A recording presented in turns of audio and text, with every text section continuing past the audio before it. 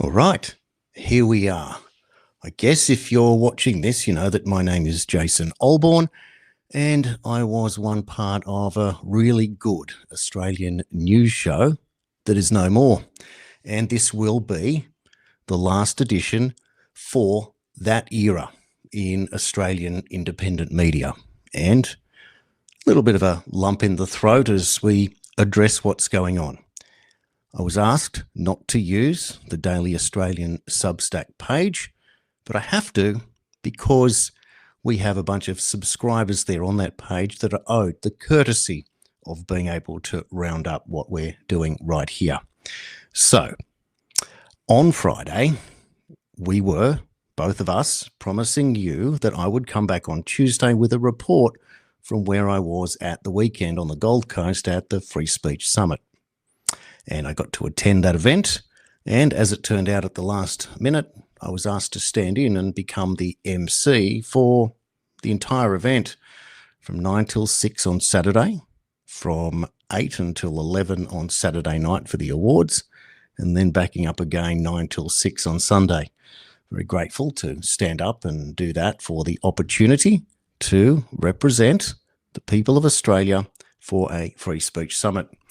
And of course, at that event, free speech, really important. It means that things can get ugly. So what's the alternative?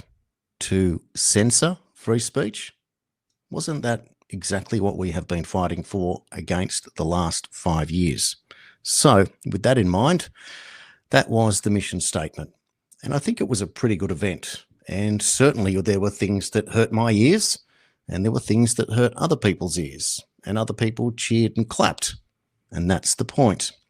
But I tell you what, I got to attend the event live with other people such as Joel Jamal, John Larter, Roland Crystal, Michael Gray-Griffith, Dave O'Neiggs, Ross Cameron, Adrian McRae, and many more. And many who watched this show. And it was great to meet you all there just the same. Now, I got to interview on stage Steve Kirsch, somebody who I'd wanted to and reached out to in the past, and got to interview him on multiple occasions and learnt some really, really interesting stuff. And I got to ask him some questions about his story and what happened to him when he took the experimental medicine and what it meant for the rest of his career. Also got to speak to other people on stage, and the people off stage got to ask questions just the same. I was approached by a member of SBS for a documentary that they were making about free speech. And when I challenged that person from the stage, they turned their head and walked away. So what does that say about what we're really doing here? Are we making a difference? And are we presenting facts and figures that are compelling enough to change people's minds? I think we are. And I think we're making a big enough difference. But I don't appreciate when mainstream media rocks up thinking they're going to create a hit piece. So we have to be able to deal with that as well. But I'm up for the cause, and I'm up for the chase, and I'm up for the hunt, and I'm up for all of that stuff. But it's got to be on a level playing field. And that's part of the reason why I wanted to attend the Free Speech Summit, was to explain to people the need for independent media to step up a notch, to lift our game, the quality, a code of conduct, to organise and to become an equal with the mainstream media, even if they don't believe that we are. But in doing so, we get to do what they do and create the debate. And that is what it is all about. We can't exist in a silo anymore. We can't just talk in our own echo chambers anymore. Things must change, and that's a difficult task. And to do that, you have to be able to reach new audiences, whichever way that goes about. And opportunities come up from time to time where you're able to try and do that. And for me, I started out in my bedroom reporting COVID stats. And from there, I got picked up and offered a radio show, which was a bit of a miracle, but obviously people saw something in me that was pretty good. It's where I met my partner here on this show a few years back, where we first kicked it off and returned again a few years later to put this show together. But it also meant that there are other opportunities. And when you do this independent media business, this game really is because it's a calling. You don't do it because you apply for a job and someone looks at your resume and says, here you go, here's a job that's going to pay you $70,000, $80,000 a year, and go to work all day and all night and do this and go home and that's it. On the contrary, you do this because you feel that you have to, that you have been called to do it. And that means that you will come from approaches that are unique because you find that there is something missing out there that you can fill. That is how this happens. And mine was reporting stats that no one else saw, and it expanded from there. And of course, there were many subjects that I like to talk about and many, many more that I want to explore. Resulted in doing hundreds of interviews on the radio and being introduced to incredible people from all walks of life, professionals, doctors, lawyers, business people, CEOs, TV stars, school teachers, nurses, so many other great people along the way, experts in their fields, military, police, judges, lawyers, all of them, the above, religious scholars, etc. Very exciting. People have written books, people have written articles, people have done things, people that have had things happen to them. And this is part of the storytelling process. And I believe that each day that we do it, we get better at what we do. So it was a great event at the weekend. And during that event, like you, I learnt that this show would be no longer.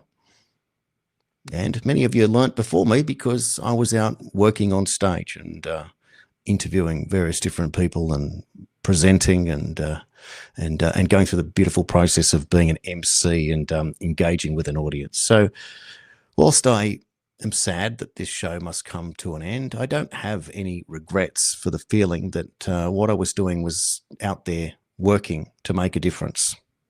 And I'll continue to do that. And so this show does cease today in what is the de facto episode 137. And as you can see at the bottom of the screen, a heartfelt message from me. On the screen also, you'll see my X address, and you'll also see my Substack page. That is my private Substack page, jasonqcitizen.substack.com. It is there because all of you who have been members of the Substack page are invited to come across, and all paid subscribers to the Daily Australian, when you come across, you automatically get an upgrade to a free paid subscription that matches what you had over at the Daily Australian. And equally, if you don't want to do that, you are entitled to a partial refund, obviously for the time that you were, and for the 50% share that obviously that was my end of that bargain. I can't speak for my partner there. And just send your messages in and we'll process them for you. Now, in the meantime, as we prepare to say, I do, my final goodbyes, I just want to bring up two quick stories for you that I think are really important to just talk about where we are right now. This is today. First story concerns the Greens, and the co-founder has been expelled from the party after a trans and queer cult claim. A huge row has erupted in the Greens over trans rights and claims an intolerant trans and queer cult has taken over the party. And so it is that the co-founder of the Australian Greens has been officially expelled from the party after warning the party has been taken over. Drew Hutton's life membership has been terminated by delegates of state branches on Sunday. Party officials releasing a statement insisting that trans rights are non-negotiable human rights. But the 78-year-old has hit back with a warning that the Greens have been taken over by an intolerant cult. Hutton said he did not intend to say anything about the transgender issues themselves, but was concerned about party democracy and the need for discussion and debate in the Greens that is both open-minded and respectful of other views. Like many other party members, I've become a victim of this cult, he wrote in The Australian. I was expelled from the party not because I made statements that opposed key beliefs of the Greens, but because I refused to censor comments on a couple of Facebook posts that asserted that men are biological males and women were biological females. The cult position is that people are whatever gender they define themselves as. Anyone who disagrees with that position must be expelled, or if they are not party members, they should be otherwise cancelled. I was therefore told I had to censor all such comments from my Facebook posts. I refused on free speech grounds, and so my membership was suspended, and then I was expelled when I continued to refuse. So even the Greens, which are the closest thing we have to a communist party in this country, are divided themselves over the rights to free speech. So if we censor free speech, something that we don't like, we are acting as the communists would. And that just doesn't hold. And therefore, perhaps this is the reason why certain things must be done and said. Now, when I think about the circumstances that led to the divide, was it a matter of an opinion? Was it a matter of an association? Or was it a matter of something else? Well, there's an official stance, and you can speculate if you want to. My position is, don't worry about it. We can't change what's happened in the past. What we can do is look forward to the future. And that future for mine has always been, how do we navigate the pitfalls, understand the black pills, use our weakness as our strength, and turn the system around to make it in the image that we want for ourselves and our children and their children as we make our way through our lives and eventually pass it on to the next generation. And I refuse to believe that this is doomsday. It looks pretty bad, but what were we born for? To be victims or to be out there and to survive and thrive? That is what I have always planned to do. I always thought that this period, this 10-year period that we're in, will result in positive change, and I feel we are very, very close. And I was hoping that this show was going to be the one that I was in when we chronicled that great revolution that I feel is just moments away. But as it turns out, it will have to be somewhere else. And that somewhere else I'll announce on my Substack and Twitter pages over the next couple of days. One hopefully with brand new announcements that I think are pretty cool and will only expand. So from there is some pretty cool stuff coming. There will be the interviews that I promised or that would come up, some of which will be exclusive and challenging. And there'll be, of course, a brand new second show that's coming out as well.